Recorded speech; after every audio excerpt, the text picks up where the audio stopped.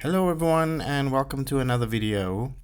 I apologize for the long wait. It's been 2 or 3 weeks since I posted a video, but here we are again, and in this video we are going to the Cullinan Diamond mine. And yeah, what you see here is we took a little bit of a walk around before we could start our tour. So our tour guide was waiting for the time that he can enter the mine. So we just had a little walk around the street just before you enter the mine. So just a little bit of history on Cullinan. Cullinan is a small town located about 30 kilometers east of Pretoria in Gauteng province of South Africa. It was established in 1903 and owes its existence entirely to the discovery of diamonds. So the town was named after Sir Thomas Cullinan, who owned the land where one of the world's richest diamond-bearing kimberlite pipes was discovered. The Cullinan Diamond Mine, originally known as the Premier Mine, was founded in 1902 and quickly gained fame after the discovery of Cullinan Diamond in 1905. So, weighing in at an astonishing 3,106 carats, it remains the largest rough gem quality diamond ever found. The diamond was later presented to King Edward the Seventh and cut into several stones, two of which are part of the British Crown jewels. The establishment of the mine sparked rapid development in the region, and workers and families moved in and the infrastructure began to grow. The town itself was designed in the Edwardian architectural style, much of which is still visible today, adding to the charm and appeal as a tourist destination. So today, Cullinan has a population of around 5,000 to 10,000 residents. Not much. Mostly people that work in and around the mine, depending on the inclusion of the surrounding communities, of course. So the economy of the town remains largely centered around the Cullinan Diamond Mine, now operated by Petra Diamonds. While Cullinan's direct contribution to South Africa's GDP is relatively small, estimates is in and around hundreds of millions of rands annually. It plays a symbolic and historical role in South African mining history, and heritage and tourism industry. So the mine still produces large, high quality diamonds and contributes to the employment and local economic activity. In addition to mining, Cullinan has developed into a tourist attraction, somewhat of a tourist attraction. So it's offering historic tours as well as adventure activities, and it has got a quaint little village atmosphere. Its heritage, architecture, and global diamond legacy makes it significant and, if modest, contributor to the South African broader cultural and economic landscape. So here we are entering. What you'll see is explanation of the mine again from the tour guide, and then we're going to get our safety gear on, and then we're going to head upwards because we're doing a surface tour this time around. We're not going underground in this video, so enjoy, guys. Okay, welcome to Cullinan. This is the surface tour. They told me above the ground, but it's an interesting tour because it includes history, mining, and a bit of geology. This mine started in 1903 as an open pit or surface mine. That means they were mining above the ground, using pick, shovels, and small machines.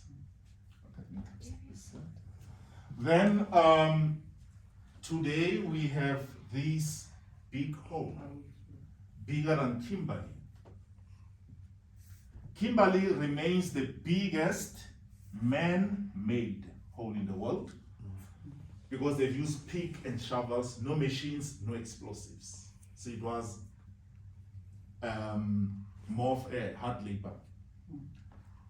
Then the mine is still in operation. In 1903, when the mine started, it was owned by Sir Thomas Major Cullinan. It was called Premier Transvaal Diamond Mining Company. The name Major, it obviously was in the army. He played a very important role in the formation of Union of South Africa in 1910. He was a builder, was a businessman, a farmer, anything that you can think of. It was the like of your Samuel Marx, Semi Marx, and others.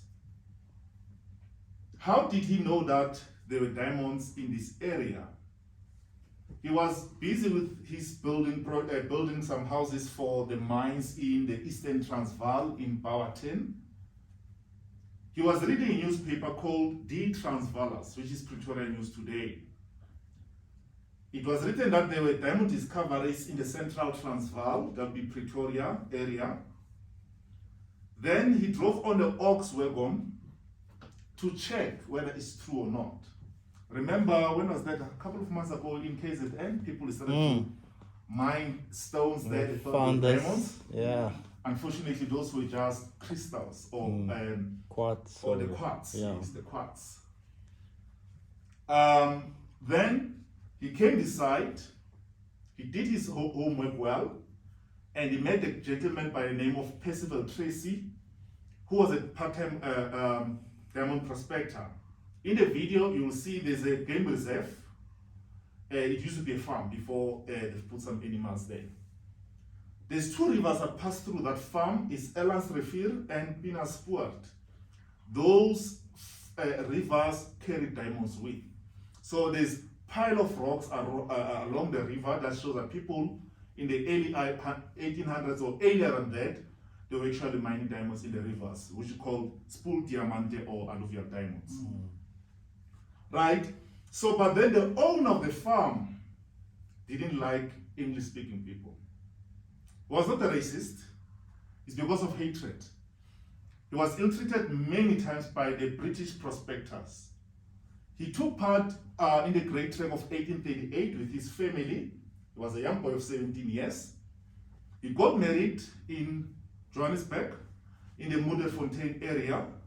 He bought a farm there. He started stock and crop farming. Today, the farm where Willem Prinsloo used to own is the AEL Explosive Company. That's where his farm was. Gold was discovered. He was moved from his farm with or without compensation, we don't know. It's not recorded anywhere. He went further west in Langlaagte, and gold was discovered in 1886 by George Harrison. He was kicked out of his farm again. It's not written whether he was compensated or not. He was so angry towards the English-speaking people, he moved further north and bought this farm from Minar. He paid 570 British pounds. It was a bargain. It was quite a big farm called Elandsfontein. He continues with his business until Cullinan discovered diamonds. So Percival Trace told him about the hatred of this old man towards the English-speaking people for those reasons that I've mentioned. But Cullinan approached him and he disguised himself as a health inspector from Department of Health. He told him that, Mr. Prinsloo, there's disease, foot and mouth that's killing livestock. I'm from Honest Poort Veterinary Institution. because farming was his wealth. He didn't mind his language. He gave him a permission, but Cullinan was not interested in livestock, was busy digging on the ground. Took some couple of rocks with, back to Johannesburg. All rocks had diamonds. Then, the Second Anglo-Boer War broke out in 1899. You can't negotiate when people are fighting. He came back later on in 1902 when the war ended. Bought this farm from Willem Prinsloo's daughter Maria, 52,000 British pounds. It was good money. From 570 British pounds to 52,000. That's quite. So probably the lady was a negotiator, so that's why he negotiated for 52,000 British pounds. The mine started in 1903, as I've mentioned, as an open pit mine. Why are they mining here? Why can't they go there or that side or whatever? This is the old volcanic pipe, 1.2 billion years old, before the dinosaurs.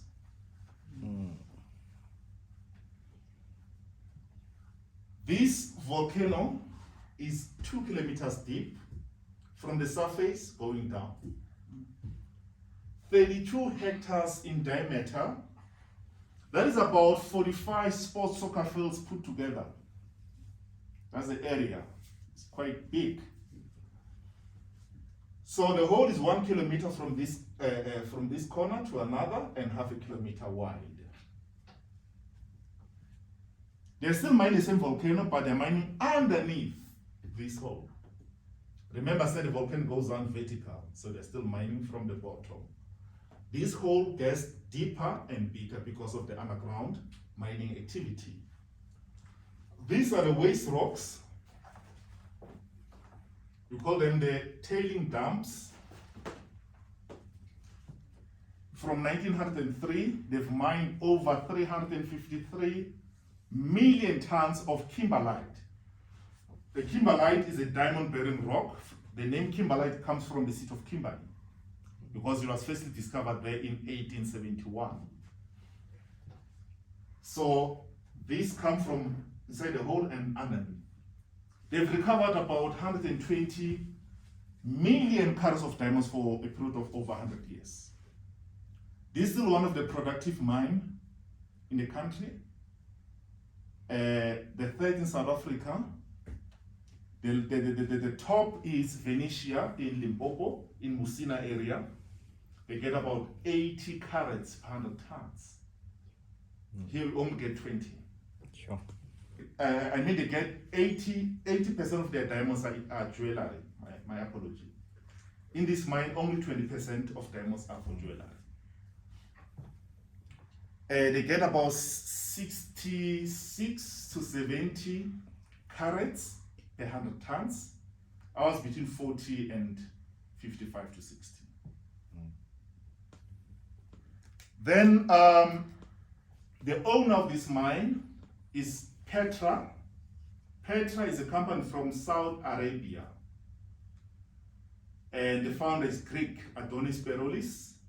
In 1997, he established the Petra Diamond Mining Company. He teamed up with the Arabs for financial backup. And they are mining the whole of South Africa, also in Tanzania. They've bought a mine from De Beers. So they are the second diamond producer in the country after De Beers. So they are quite a very strong company. There's a very interesting thing about the t-shirt of your wife. NASA. There's a very close relationship between NASA and this mine. Oh. NASA buy diamonds from this mine. They put them in their space shuttle as electricity conductor, 5 times better than copper. Yeah. We are the only mine in the world that produce those diamonds for that purposes. They use this diamond, is sky blue. They use this diamond as electricity conductor for NASA, for the space shuttle. 5 times better than copper. Why don't they use this other blue? This one doesn't have nitrogen, it doesn't reflect, it absorbs. So it allows electricity to pass through. So not any blue diamond does that, only the blue from this mine. Sure. But it must be type 2A, not type 2B. The B, all the Bs have nitrogen, so it can reflect light. So it cannot, it doesn't conduct electricity. But this one, it does because of the absence of nitrogen gas. So that's the relationship between this mine and NASA. So we can charge them whatever we want because we're the only producer. So we can control the market. Yeah. So that's what makes this mine so special. And this mine produces a quarter of the world's largest diamonds, 400 carats big and bigger. And we are the longest operating mine in the world. From 1903, now we're about 120 something. My math is not good, but yeah, things are like. So there's no any diamond mine, my apology, that has operated more than us. But they're making diamonds now in the laboratory as well, you see. Yes. So that's what Element 6 does in Springs. Sorry, not Fahrenheit Springs, my apology. So they make them from scratch, high heat and pressure, and all the carbon atom turns to diamonds for industrial purposes. And the very interesting thing, they still need to pay, so they still need to apply or have a valid diamond mining license. It's not, they call it diamond beneficiary license. Even though they make them, they're classified as diamonds. So you pay the same levies or taxes like any mine and so forth. So the same company is in Germany and Russia. There they manufacture jewelry diamonds. All colors, shapes, sizes, and so forth. Those ones are called cultured diamonds. But they'll be about between 40 to 60% cheaper than a diamond, the original diamond of the same size and quality. So the process that I've explained, it occurs between 120 to 200 kilometers below the Earth's surface. That'll be in the upper mantle of the Earth. That'll be the second layer. So for crust, mantle, inner and outer core. So it happened in the mantle, but it's too deep for people to go and mine there. There's plenty of diamonds in the mantle, but we can't go there, it's too far. Minimum 120,000 kilometers, so it's very far. So what will happen is, when volcanoes erupt, they bring these diamonds to the surface. That's why the old volcanic eruptions has diamonds. The new eruptions, because diamonds, they don't want oxygen, they'll disappear to carbon atom again. So these ones, they erupted during the ice age. So the lava cooled off quicker because of snow and ice. That's why some of them survived in the old volcanic eruptions. So that's what I wanted to mention. So it doesn't mean that all volcanic pipes has diamonds. And about 80% of volcanic eruptions occurred in the ocean. And 20% of those eruptions has diamonds. That's why today they sold all these mines. They're mining in Port Noloth, about 20 kilometers from the shore. So what they do, they build a big vessel or ship, and they suck diamonds from the seabed. They've got money to invest in any technology, so that's why they're mining in the ocean. So there's still lots of diamonds in the ocean. The dazzling beauty and inner fire of a cut diamond has excited the human senses since the beginning of time and made them prized above all other gems. They originate from far below and in the very heart of the earth. And despite man's continual quest to unearth nature's prize, they remain rare and difficult to discover in any significant quantity. The hardest substance known to man, and certainly one of the most beautiful, diamonds have become the symbol of both earthly sovereignty and of unwavering romantic love. The charming town of Cullinan in South Africa's Gauteng province is home to the Cullinan Diamond mine, a mine that has earned its place in history as a source of the largest and most spectacular diamonds ever found. It is a town drenched in history with jacaranda-lined streets and tin-roofed cottages that housed pioneering miners, but it remains a vibrant and modern community. Cullinan today offers thriving market stalls, restaurants and shops, while at the same time its rich Edwardian past has been carefully preserved. In 2008, Cullinan Diamond Mine came under new ownership for the first time in many years when Petra Diamonds, an international diamond mining group, bought the mine from De Beers. Petra is listed on the stock exchange in London, and it has grown rapidly over the years to become one of the world's preeminent diamond mining groups.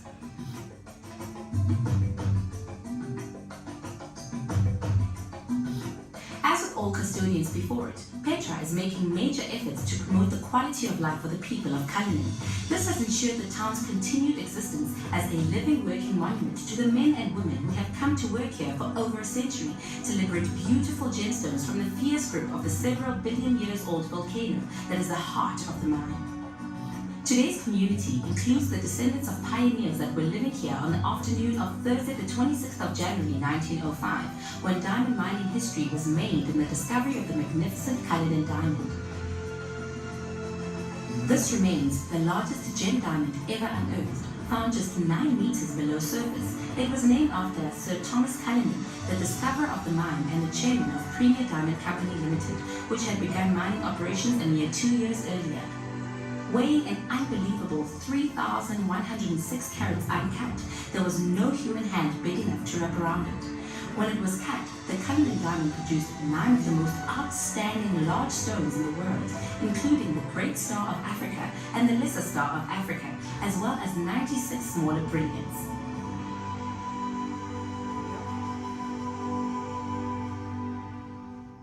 In 1907, the diamond was presented as a birthday gift to Britain's King Edward VII by the people and government of the Transvaal province. In 1986, this mine also produced what became the world's largest polished diamond, the Golden Jubilee. Cut from a 755.5 carat rough diamond into a polished gem of 545.67 carats, it weighs 15 carats more than the Great Star of Africa. A little known fact is that Cullinan is also the world's only reliable source of blue diamonds, which are incredibly rare and beautiful. Blue diamonds owe their color to the presence of the chemical element boron during the stone's formation. In 2008, Petra Diamonds recovered a remarkable 26-carat rough blue diamond at Cullinan. This was cut to form a 7.03-carat cushion-shaped diamond, classified by the Gemological Institute of America as fancy vivid blue and internally flawless, the highest possible grading for a blue diamond. This exquisite gem sold for over $9.4 million in May of 2009, setting a new world record for the highest price per carat achieved by any gemstone sold at auction, as well as a new record for the highest price to be achieved by a fancy vivid blue diamond at auction. The remarkable value placed upon the stone reflects how incredibly rare and collectible such an important blue diamond is to the connoisseur. It was bought by a renowned collector who named the gem the Star of Josephine.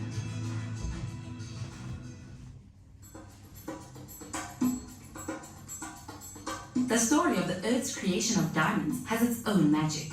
Nature started the process more than 120 kilometers below the Earth's crust, where enormous temperatures and pressures combined to create an environment ideal for the crystallization of carbon, the birth of diamonds. Volcanic streams passing through the Earth at this great depth brought the diamonds to the surface in volcanic rock called kimberlite, which cooled and was eventually eroded by water. The Cullinan mine is a unique place on Earth for many reasons, but mainly due to the bounty of large gems it has produced.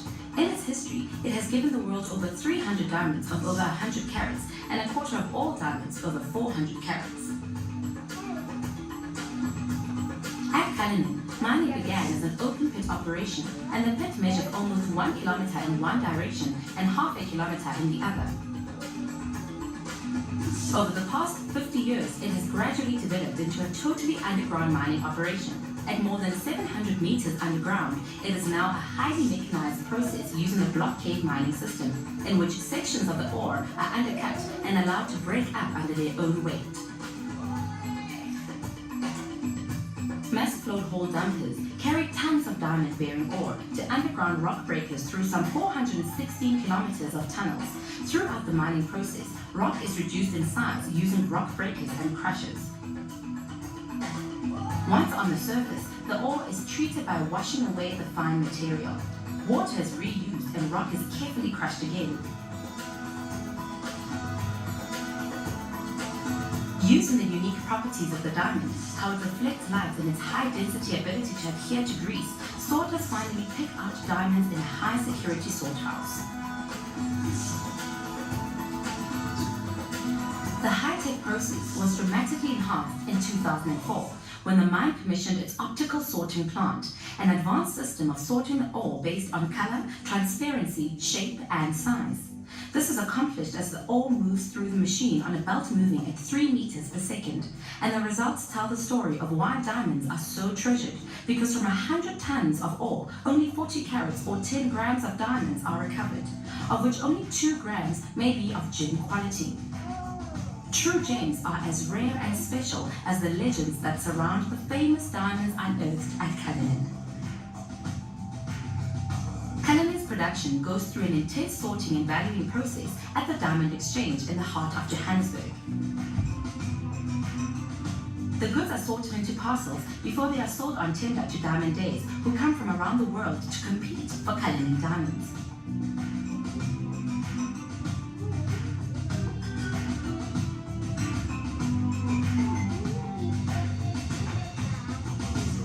These rough stones are then cut and polished to reveal their inner fire and beauty, and each diamond is selected for a different purpose, depending on its own unique characteristics. The cutting and polishing process is a highly skilled occupation, as much an art as a science, which requires highly specialized training. The Cullinan community consists of a highly varied group of people, and as a part of an integrated sustainable development program, Petra Diamonds contributes to a number of development projects on their behalf. Looking towards the future generations of Cullinan, Petra provides support and equipment for schools in the area, as well as encouraging sporting activities through sports center community development programs. Education is one of the biggest priorities, and in particular, literacy schooling is part of an ongoing education program for adults. Above ground and below the surface, there are classrooms and training centers equipped with computers where adult learners receive basic training in English, mathematics, and technical training. But the major challenge to these and other projects remains the scourge of HIV and AIDS, and largely through Petra's support of the Cullinan Charity Fund and Diamond Choir, a range of projects have been established to combat the disease, from home-based care to the all-important orphan care. Petra also provides assistance to the Mitsweding Entrepreneurial Development Agency, which supports economic development and job creation projects that will contribute to the success of the Mitsweding district. The center serves as an incubator for local small and medium business development through community-based business training.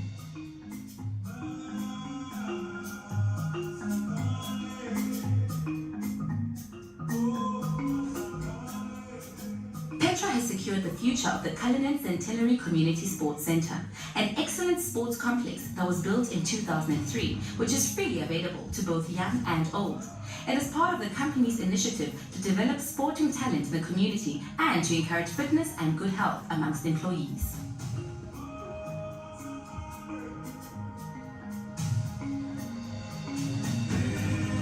Another project that Petra is proud to be associated with is the Cullinan Field Band. Petra subsidizes accommodation for the tutors, as well as providing security and ad hoc funding. The band has been such a popular success that it went on to win the National Field Band competition only 6 months after it came into being. In addition to these projects, the Cullinan Charity Fund was established in the 1980s by concerned employees who wanted to provide funding and assistance to a number of charitable ventures in the vicinity of the Cullinan Diamond mine. The charity's core objective is to help ease the effects of poverty and provide struggling families with much-needed hope and support.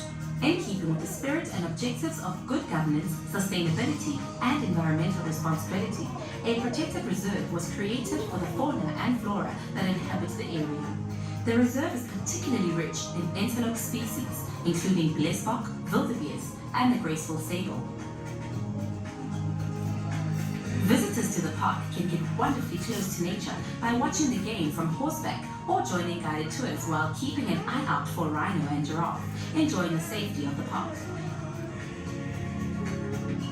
Education is again an important part of the lifestyle, and the park's management is involved in training local residents in game handling and tourism.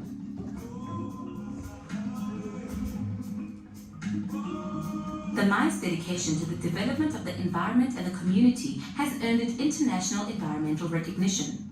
It has been awarded the ISO 14001 as well as the OSAS 18001 certification.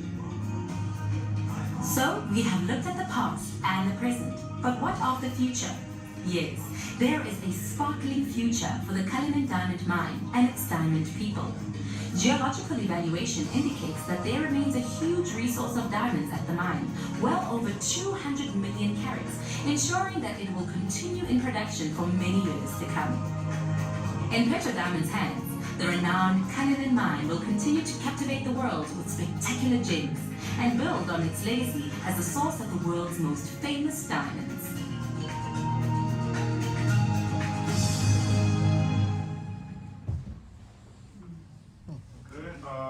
This is the end of the video and the beginning of the tour. I've got hard hats outside. I'm going to issue with green hard hats and reflector vest. That's the minimum safety that they might require from visitors. If you go underground, we give you full PPE, overall goggles, boots, mask, earplugs, and so forth. But for the surface tour, it's just reflector and hard hat. That's it. Okay. Please follow me this way. Go underground. Yeah. Go underground. Crystal. And also. And diamonds.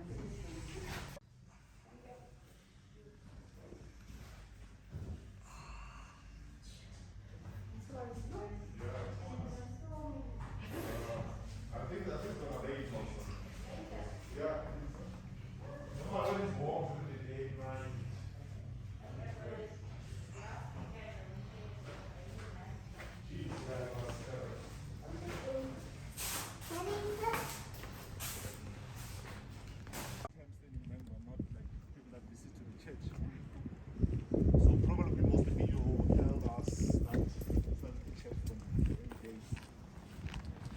And the mine office is 1907. Still offices in UK. There's only one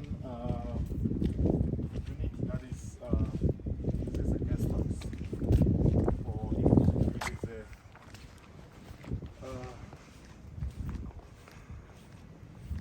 an engineer or someone that comes just to do some few things for a week or a month to be accommodated. And that was the house of the mine doctor. So the mine is to own everything is now from the hotel to the petrol station. So the doctor will stay here in the hospital just less than 200 meters from here. Everything was in. But now the house is used for students, the student rest.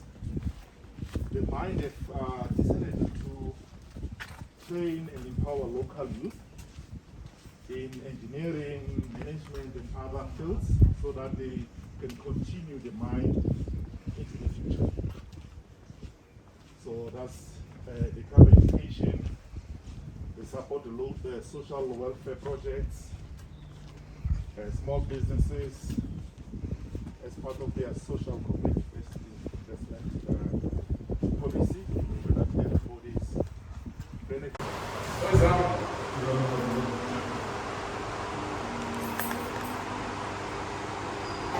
Just go in, stand inside the box, and then face on the wall. And if the screen is green, press submit. Yeah, press submit. And for a quarter also they couldn't manage to do that, but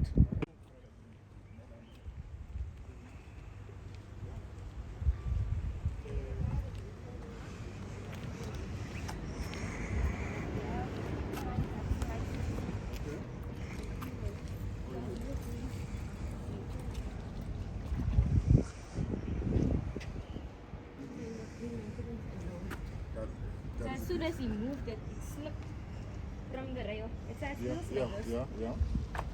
It comes from his arm, see? His finger. Yeah, because in the mine, they don't allow people to work in the isolated areas or alone. Because unless if someone knows that you're working in behind these offices, the person need to come and check on you every now and then. Machine. In the olden days, they used machine to load rocks when they're still mining open pit. This was compressed air, not diesel, no electricity. It was clean energy. Tip the rocks into the cover pen. 2 strong men will push this in and out of the hole. 1 ton each container. Yeah. In 1912, the mine have employed. Yeah. That's fine. The mine have employed about 15,000 laborers in 1912. This was a labor-intensive mine in those days.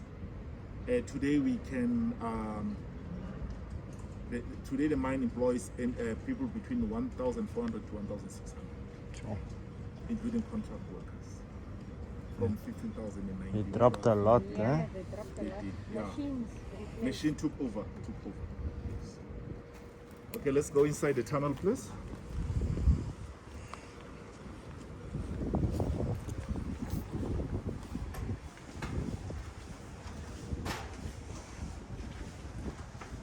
I've mentioned that they're mining the golden pipe. This is the pit. We'll see the hole later on. The mine is exactly underneath the pit or the hole. And our shafts only, the deepest shaft will be 763 meters. That'll be your main material shaft. So the deepest tunnel now is at 1,050 meters from the surface. They use spiral declines to go down, so they don't have the shaft ends here. So from between 763 meters to 1,050 meters, they use a spiral decline. So there, it's very important for people to, they train their drivers how to drive, especially on a steep slope or so forth. So that will be only vehicles will be carrying people to that lower level. So they want to move everything here to here. That's why underground tours are still suspended. They said in the meantime they can give us a different route to take people through Patia. It's still easy right. The underground tunnel 4 meters high and 4 meters wide. The green pipe is for drinking water, black industrial water, and the gray for the compressed air to support the drilling machines. And we have a big gray pipe for ventilation. 2 surface extracting fans. They extract 400 cubic air per second each, and 800 cubic air goes underneath. Underground is 5 degrees cooler than on surface. In winter, it will be colder. But at that level, at 1,050 meters, they didn't install those ventilation pipes, so it's very hot and humid. Oh. I remember when they opened the tunnel at 839 meters, it was a Martin Roberts company. Many people suffered from heat stroke. Sure. So because there was not enough ventilation. And they're used to work where there's enough airflow and stuff. Now they take to 889 meters where there's no supply of oxygen, relying on your oxygen mask and so forth. Some people they cannot cope. They'll drill holes in the wall, 1 meter each, and put holes in each, put explosives into the holes. This will be for the dynamite explosives. So that'll be the old explosive that they use in the mine. But dynamites are replaced with the emulsion and other explosives. So they'll blast from the middle, so they'll leave the center hole open so that rocks break in or out. In that pattern until the last row, then they load the rocks with the massive load hole dumper, that's a big loading machine. Load them into the Grandis car to the crusher and up to the surface for further treatment. The biggest challenge is to support the tunnels. Because kimberlite rock disintegrates in water, is dissolved in water. So they'll put a wire mesh and steel net to make sure that they keep the rocks from falling. But you need to apply this concrete and cement to make sure that water doesn't penetrate through. So that's called granite, to make sure that the water is safe from, the rock is safe from collapsing. Because the whole mine will just collapse if we allow water into the mining area. This makes this mine the largest consumer of concrete in the country. The total underground tunnels are over 700 kilometers spiral.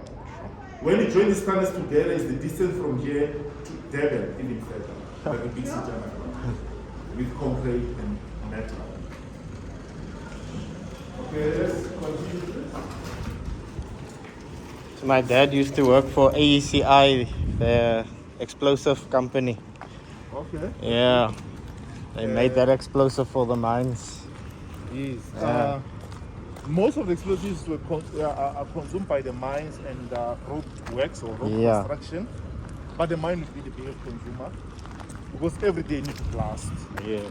So yeah, you need them. These days for the cash and transit people as well, they use more, I think.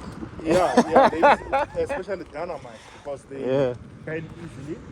Yeah. But the new explosives that they're using now, the emulsion, very safe Yeah. compared to the dynamite, and it only explodes when it's mixed correctly underground. Yeah. So it's safe. These countries.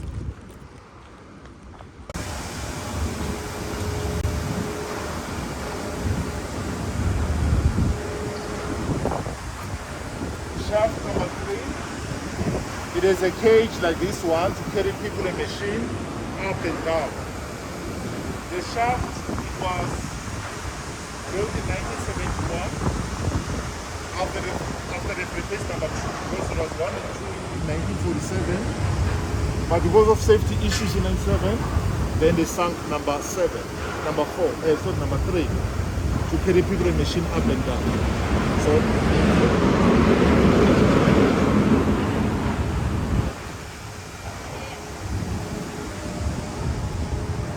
the cage can carry 102 people at a time, travel 3.5 meters per second, goes all the way to 763 meters from the surface.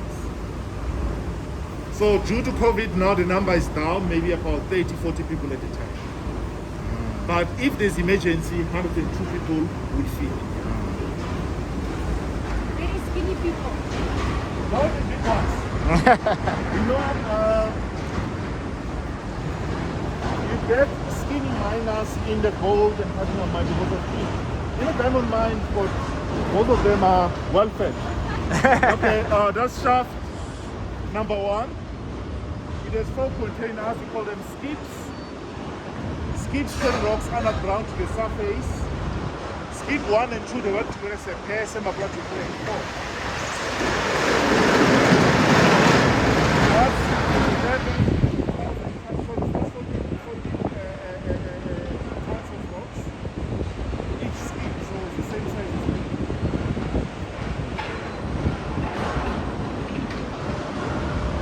So going down to fetch rocks, shaft number 3, skip number 3 is coming up. Same as number 1. We're going to bring out 14 tons of rocks. Okay, let's go.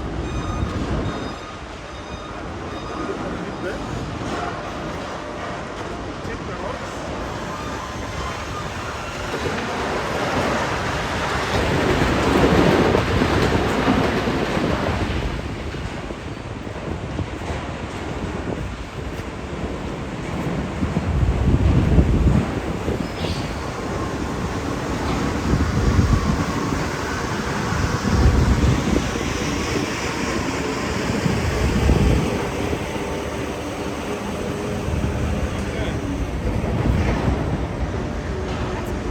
Now this plant is old, just busy scraping it out because it's very old. There's a new mill plant, quicker and more productive. So the only thing that's going to remain here is only shaft number 1. But the whole plant, we're going to take it out.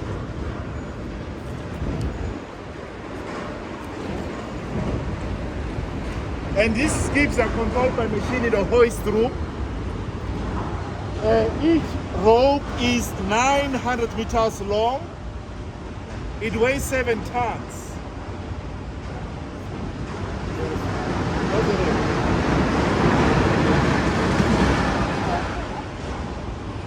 So each skip 1, 2, 3, 4. 900 meters, weighs 7 tons.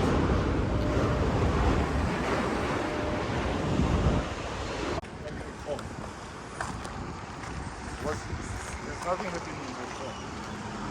Decommissioning.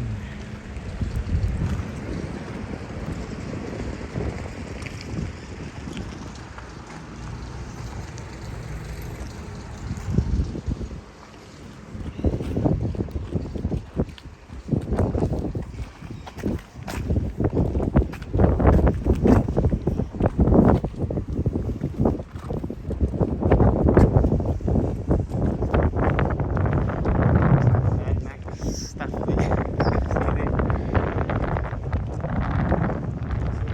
Vehicles need to sell them. Ah. That's a total inclusion. Yeah.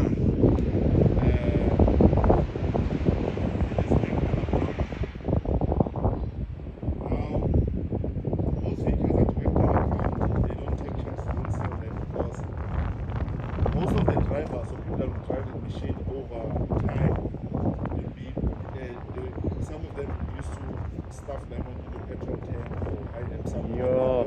Yeah. When a vehicle is on service auction, I told her it was like that. If it's still in good condition, you buy maybe 20,000. People they sometimes bid up to 50,000. The man started to say, why these people they want to buy these old cars so Yeah. desperate? Even more. And they're willing to pay a lot of money. Okay, Land Cruiser can last. It's quite Yeah. a tough vehicle. If you fix, maintain it well, we can. But then you ever realize that these people that buy this, most people that buy these old machines or vehicles, after 2 months they serve a notice they go. When they follow them, some of them were rich, and they said no, these vehicles they use them to smuggle them. Yeah. Now they don't actually bring them up. If the vehicle is broken or they don't use it, you'll bury it underground. There's Sure. a little tunnel far away from where they're mining. Put the car and bury it. Yeah. Because they're actually losing more money. Yeah. So, the biggest concern, the mine is not that people they steal expensive diamonds and they don't know the value. They sell it cheap outside. It means whoever that buys for them is getting richer than this price. Yeah. So that is the biggest concern of the mine. Yes. Because the mine teach you how to mine, not how to sell. So you never know how much is the diamond worth.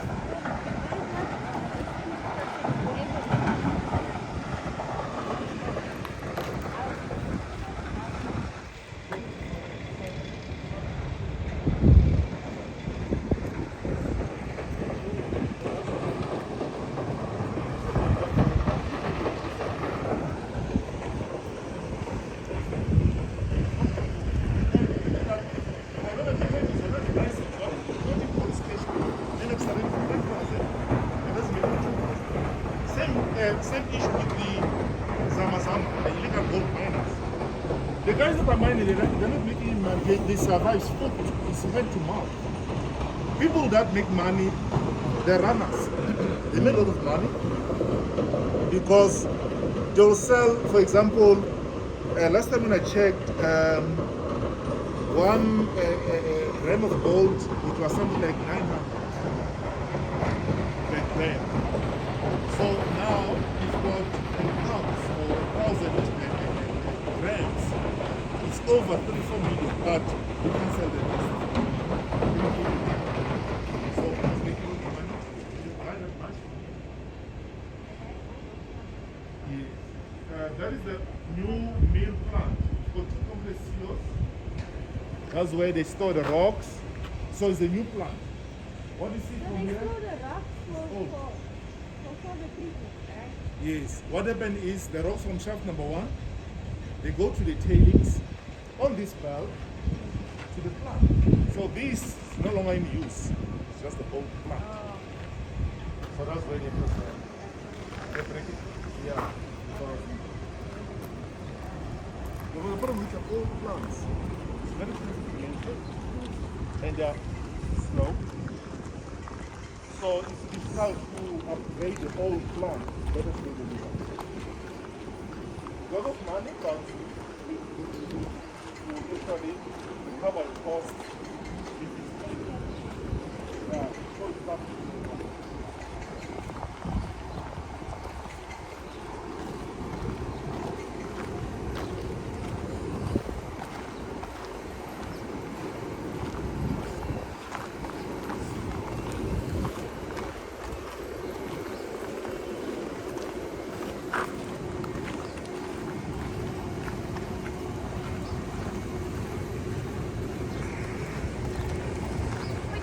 Diamonds. Sorry, I'm not coordinating that you're not allowed to pick up anything. How's it? It's very shiny, the rocks here. You never know. The permanent mining employees, they are compensated if they pick up a diamond in an undiamond area. Oh, yeah. They get compensated 75% of the beautiful diamond, but not exceed 20,000 Is er another one? Nice.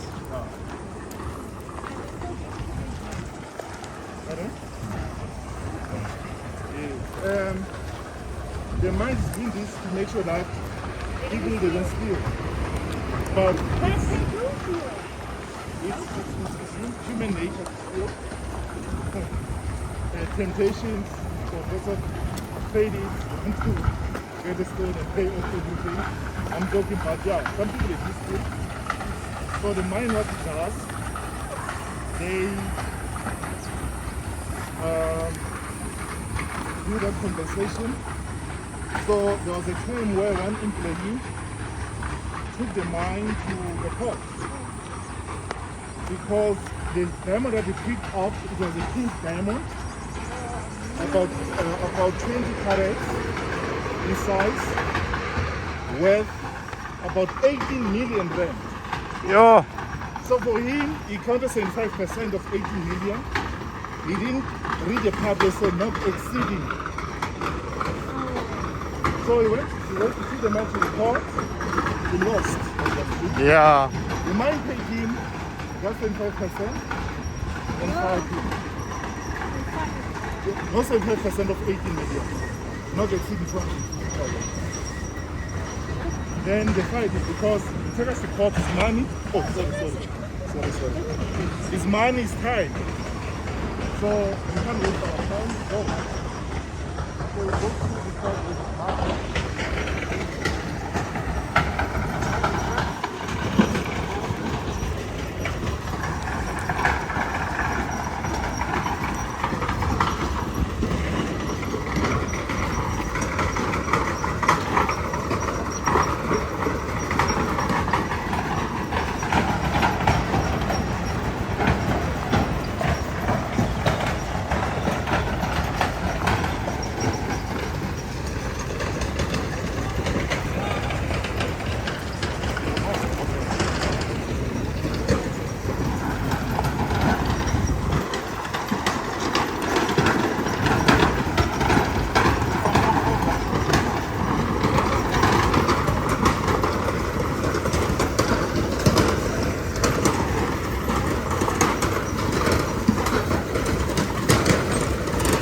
Okay.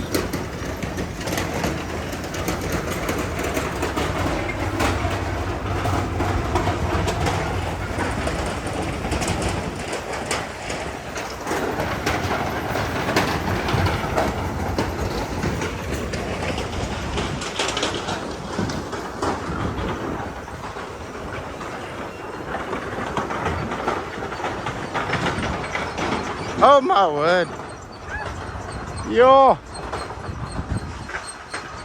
Look at that.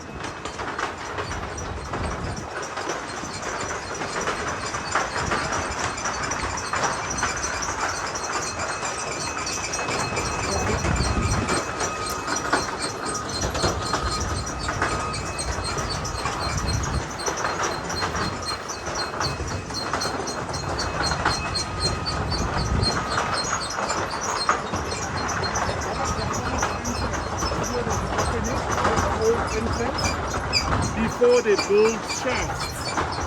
They will go through there, they decline with some road into the hole and out. As the hole gets deeper and deeper, that's when they build the plant and the shaft.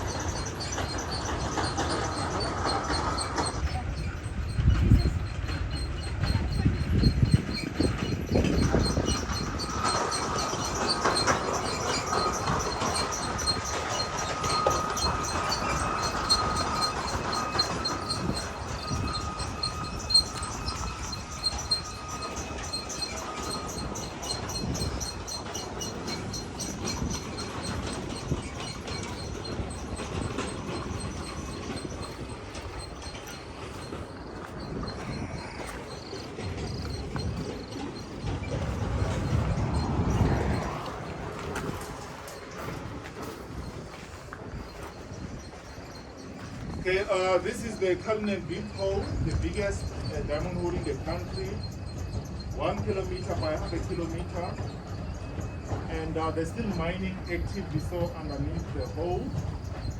And as they blast and crush, the rocks gets bigger and deeper. Can you see the square holes on the side wall? Can you see that? And there's one deeper into the hole. Those are exposed underground tunnels. Each hole is 4 meters high and 4 meters wide. That's the tunnel 4 by 4. Because the hole is getting deeper and deeper, those have become exposed. The drain structure with 2 funnels on my left-hand side and there's red on my right. That is the extracting fence or vegetation fence.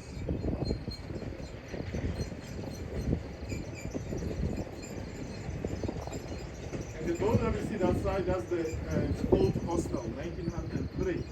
That's where 50,000 laborers used to stay in around 1912, 1913.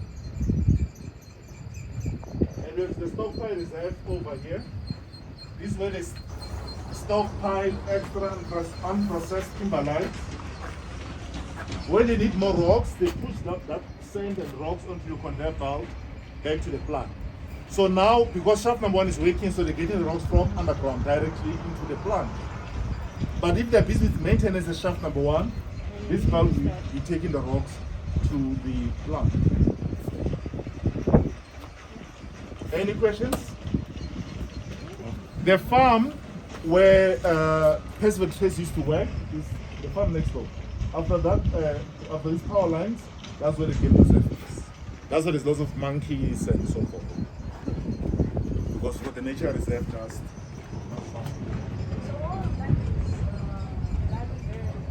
no, yeah, it's not processed. Anything that you see this side is not checked yet.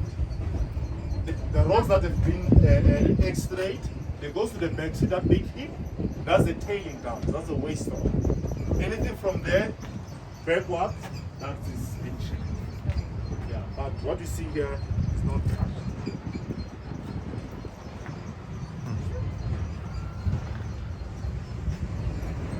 All right. We're returning back now. The place I'm going to visit before we leave the mine is the diamond display room, like a museum. Then from there we are done. It's on our way back.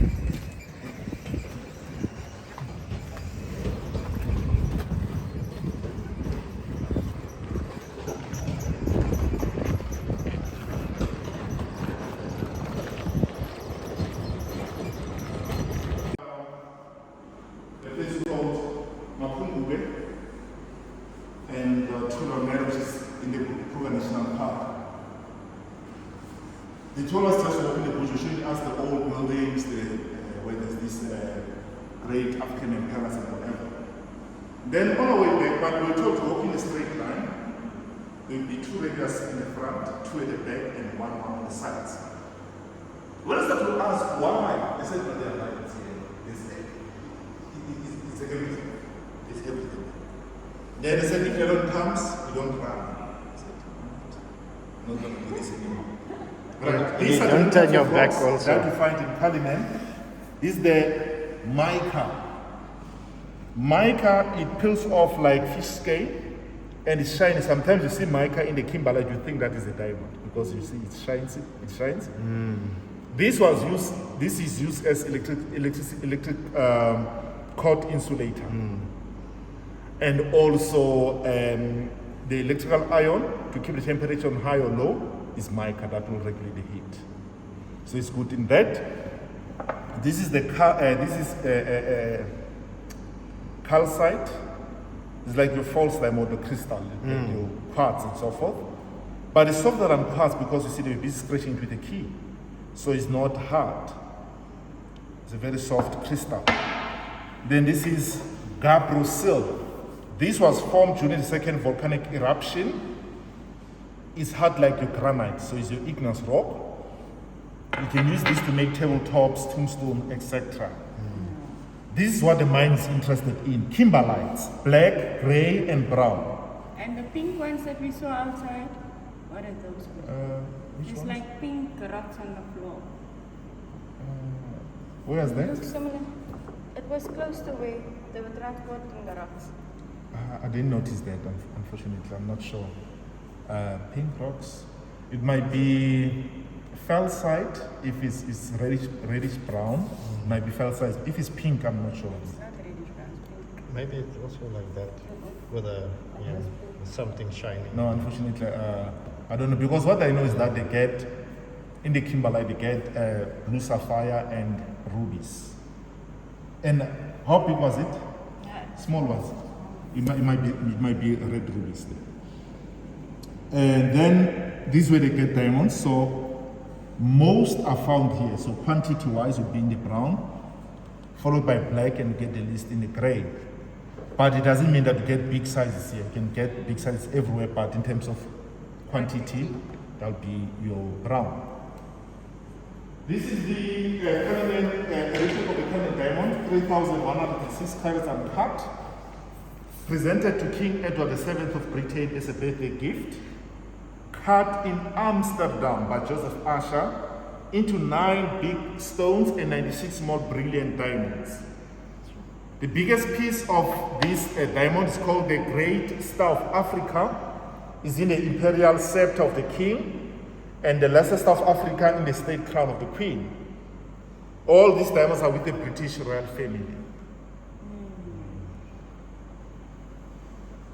And it was gifted to them, eh?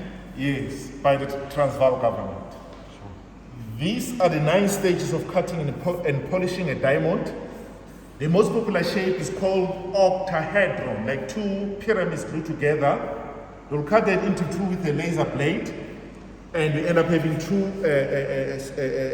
pieces of diamonds, and they put that into the bruting machine to make it round and polish it. So number 9 is a finished cut with 58 facets.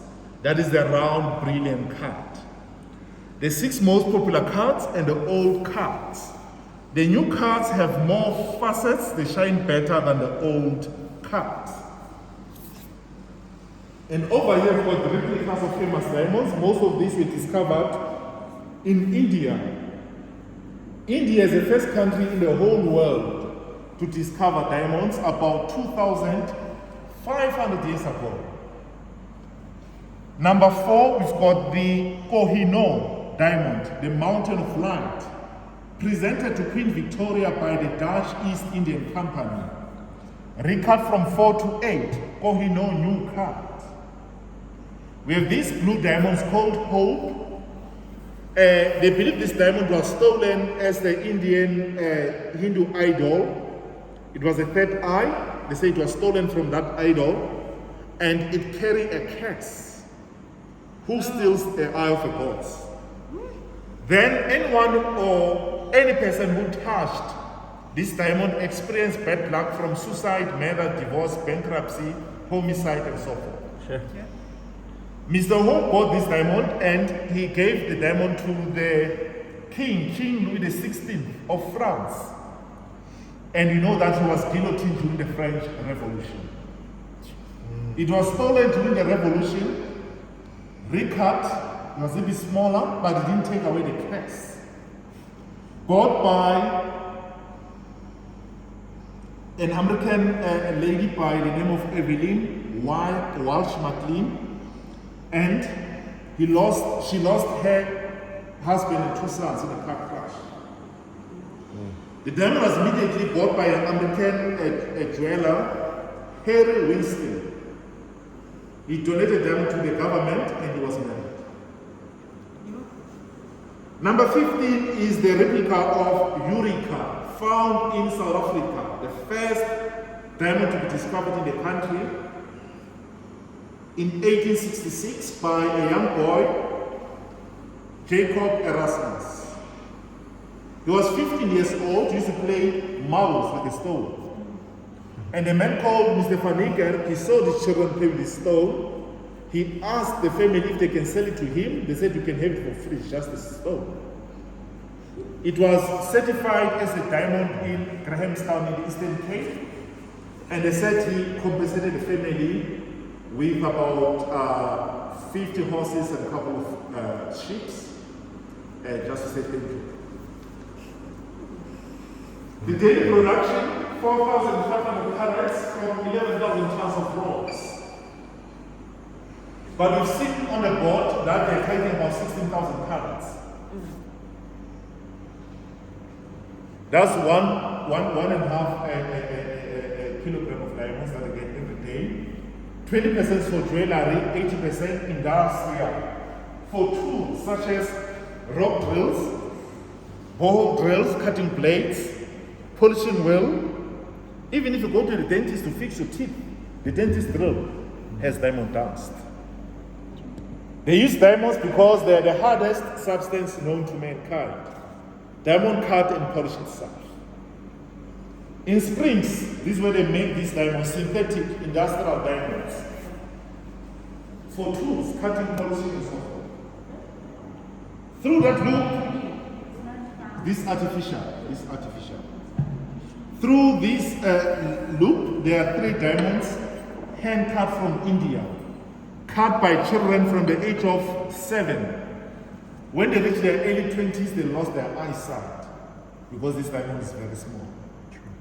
So they were cut about 200 years ago in India.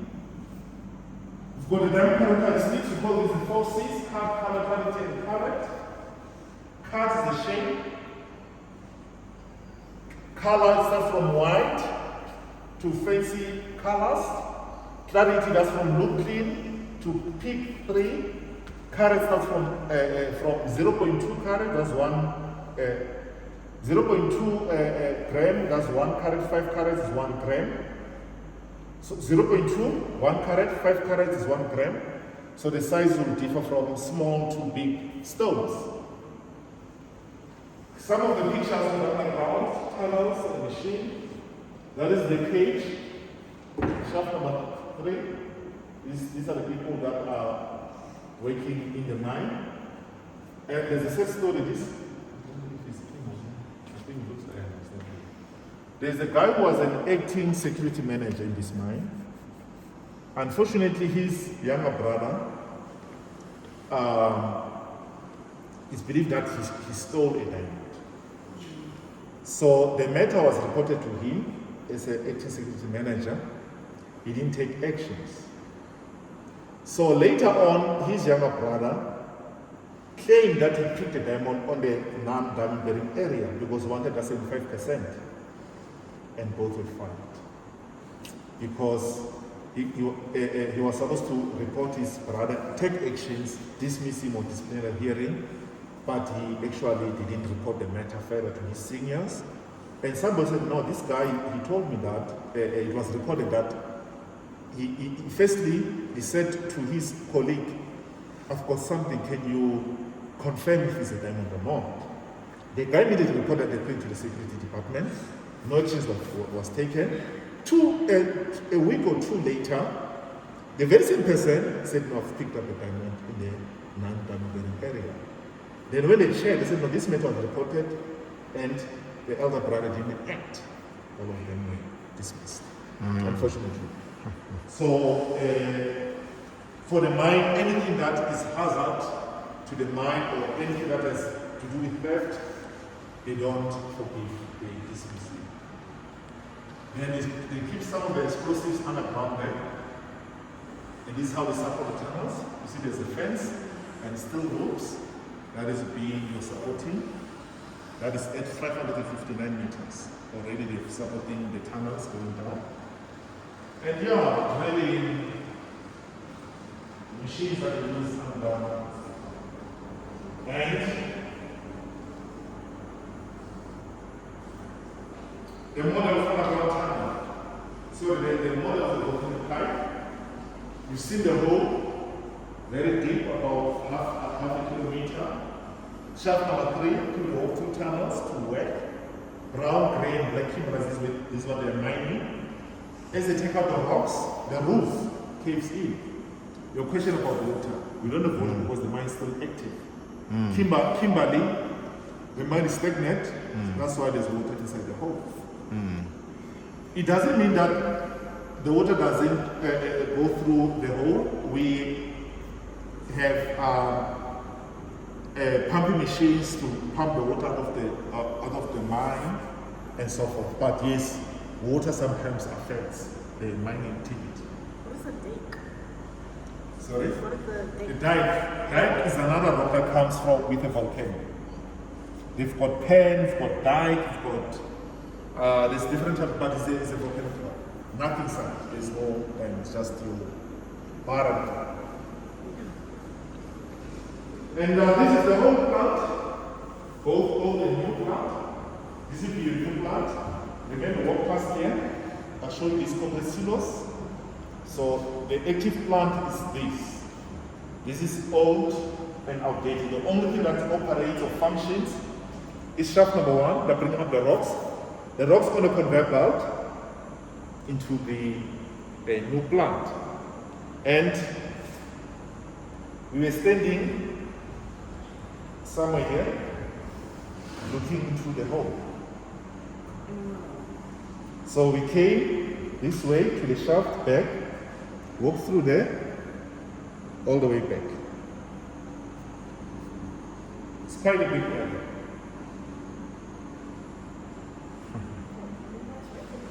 And now we are here. See this little house here?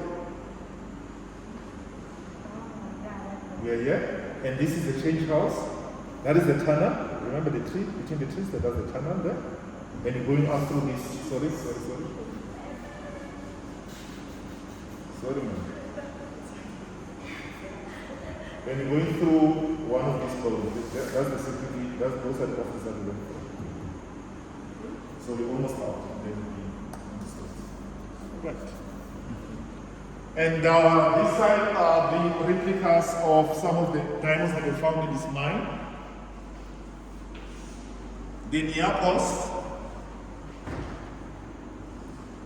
is so sad that, okay, this one was bought by a Greek shipping magnate, so by the Greek businessman. Then this is the Premier Rose, also from this mine. We've got the Taylor Batten bought by Mr. Richard Batten for Elizabeth Taylor.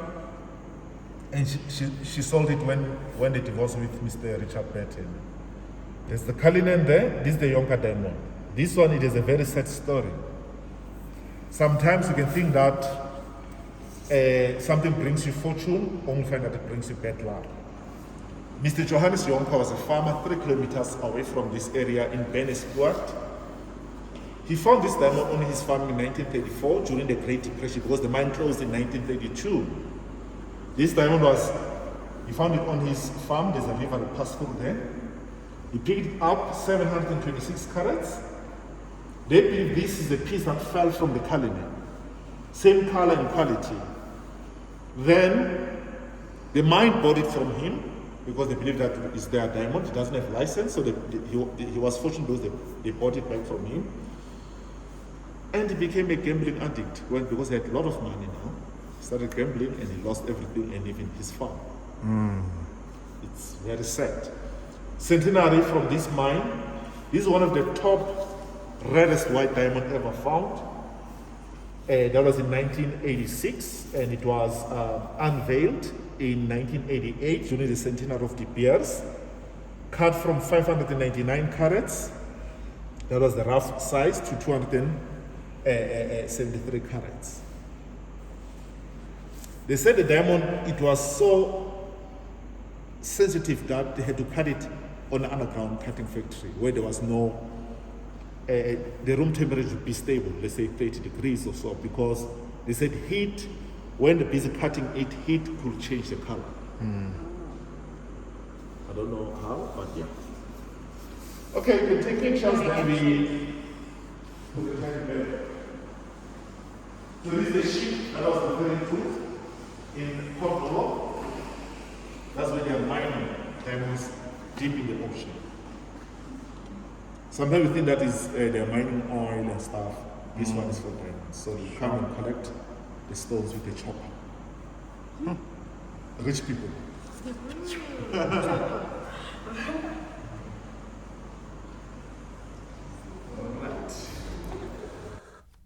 So there you go, guys, another awesome experience. Thank you so much for watching this video. If you liked it, please give it a like, and you haven't subscribed yet, please do so. I'd really appreciate it. And yeah, till we see each other in the next video. Cheers.